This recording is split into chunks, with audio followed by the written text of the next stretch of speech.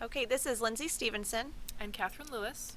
and you're watching your video 1 on the Rhetorical Triangle. We'll be discussing rhetorical analysis over the next few weeks. Please have your notes page ready and a writing utensil in hand. So, what is rhetoric? Rhetoric is a big fancy word that basically means the act of writing and speaking effectively. Rhetoric teaches you to convince people. You communicate your message to them and are persuasive and can convince them. That's what it means to be effective. Without realizing this, you probably have been doing this your whole life. It's more common than you'd think. So some of the ways you've been doing this in your life, maybe persuading friends to see a movie that you want to see, persuading parents that you should not be grounded, persuading a sibling to come and clean your room, or persuading your teachers that you should get another day for your homework.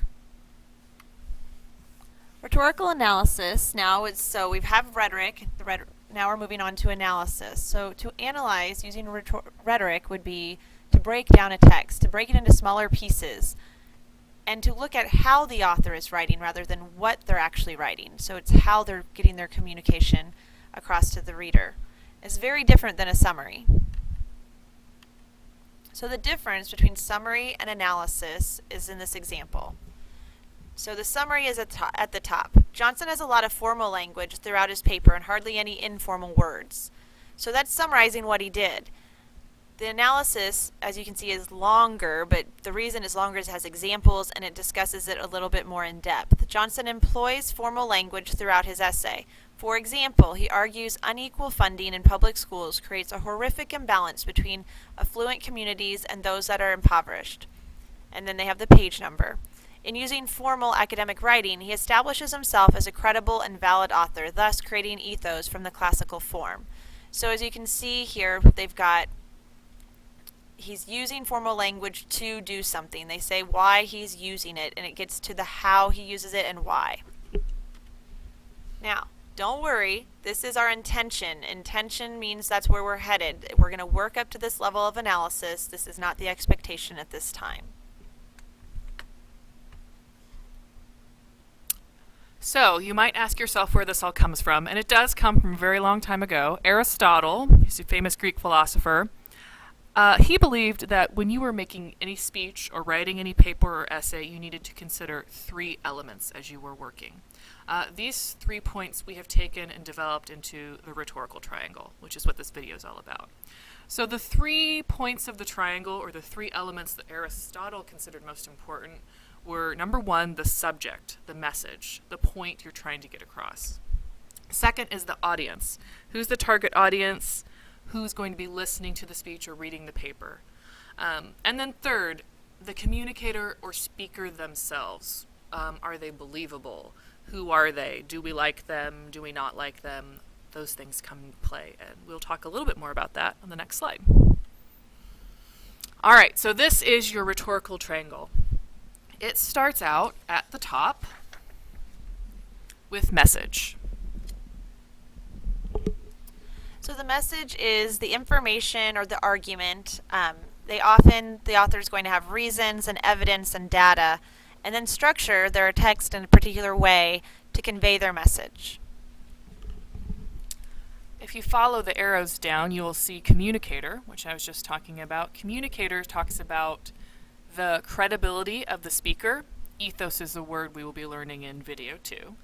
Authority, who are they? Are they somebody in authority? Are they correct? Can we believe them? Do we trust their appearance? And eloquence, are they a good speaker or not? Sometimes if they're a better speaker, we are more likely to believe their message. And then following the arrows once again from the communicator over to the audience. So we're over here at audience.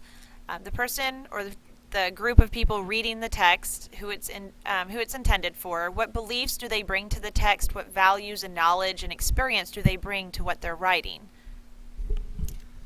And if you follow the arrows again, you're going to end up right back at message. So you'll notice that the arrows are double-sided. So this all comes together and relates to each other to form the rhetorical triangle.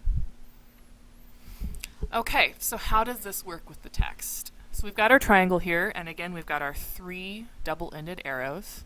When you have a text and you are looking at the subject or message, you're trying to talk about how did he convey his message? What is the message? For instance, I Have a Dream, which we did as our pre-test. How did Martin Luther King Jr. convey his message? What sort of strategies did he use? And then what do we think is his message? We ask ourselves those questions. We move on to communicator or speaker. So in this case, it's a very well-known speaker. It's Martin Luther King Jr. How does the speaker affect the message? His credibility was fairly good, and we know this from history. The other thing that affects the message quite a bit here was his delivery. If you're ever able to actually listen to him deliver I Have a Dream, he has a very rolling cadence. He was a minister, and when he gets to the end and all that repetition, he is able to get his audience very fired up with his voice. Then if we look over to audience, who is the audience? What are their current beliefs? Well, we know from history that the people that came to the Lincoln Memorial to see that speech were activists, and they were probably pretty inclined to already believe him. So he had to work to convince them of his message, but he was more inspiring them. And this all comes together, these three things. And in the center we have the purpose. What was his purpose? In this case, his purpose was probably to persuade. To persuade, I don't feel like that's good enough. It's not enough information. So I like to say to persuade who of what. So in this case, we might say he was trying to persuade his activist audience to be more inspired, to continue the struggle, to not give up. Okay guys, so just for final notes on your video, be sure that you've taken strong notes in the provided handout in your packet. If there's something that went too quickly, when you watch this at home, you're able to pause it, you're able to go back and review it. It is posted on the website, so please feel free to go to the Master Unit website and re-watch it if you need to fill in some holes in your notes. You can access these videos, again, through the Weebly website on your phone, on a desktop computer, or on iPads or some other type of electronic device. If you have any questions about that, please see your teacher. We have videos or we have DVDs that you can take home, and we also have flash drives available for people who have computers but no internet.